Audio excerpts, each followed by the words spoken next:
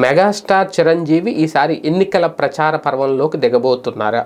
ఖచ్చితంగా చాలామంది అయితే అసలు ఆయన ఎందుకు ప్రచారంలోకి వస్తారని మాత్రమే చెప్తారు. కానీ ఎప్పుడైతే సీఎం రమేష్, పంచకల్ రమేష్తో ఇద్దరిని కూర్చొని వాళ్ళని గెలిపించాలి అని అన్నారు, అలాగే పార్టీ ఫండ్గా ఒక 5 కోట్లకి ఇచ్చారు పవన్ కళ్యాణ్కి, ఖచ్చితంగా ఆయన ఎన్నికలకి కూటమికి సపోర్ట్ చేస్తున్నారని అర్థమైపోయింది.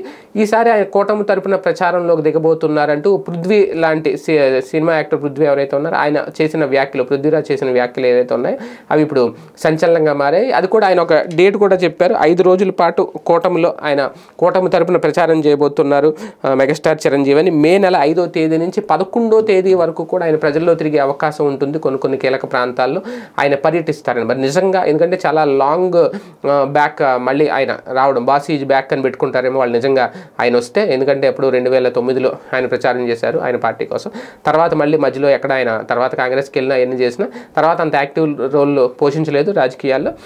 రారని అందరూ అనుకున్నారు. మరి పృథ్వీరాజ్ చెప్పేది వాస్తవమా కాదనేది చూడాలి. కానీ 5 రోజుల పాటు నిజంగా చిరంజీవి ప్రజల్లోకి వచ్చి ప్రచారం చేస్తే ఖచ్చితంగా అది ప్లస్ పాయింట్ అవుతుంది కూటమికి. అందులో రెండో తాట అవసరం లేదు. కాకపోతే ఎంత శాతం ఓటు బ్యాంక్ తెస్తుంది అనేది కావు సామాజిక వర్గం ఓట్లు కానీ మెగా అభిమానులు కానీ మొత్తం పోలరైజ్ చేసే. ఎందుకంటే ఆయన కూడా ఈసారి తమ్ముడు గెలవాలనుకుంటున్నారు, తమ్ముడు అసెంబ్లీలో అడుగు పెట్టాలనుకుంటున్నారు.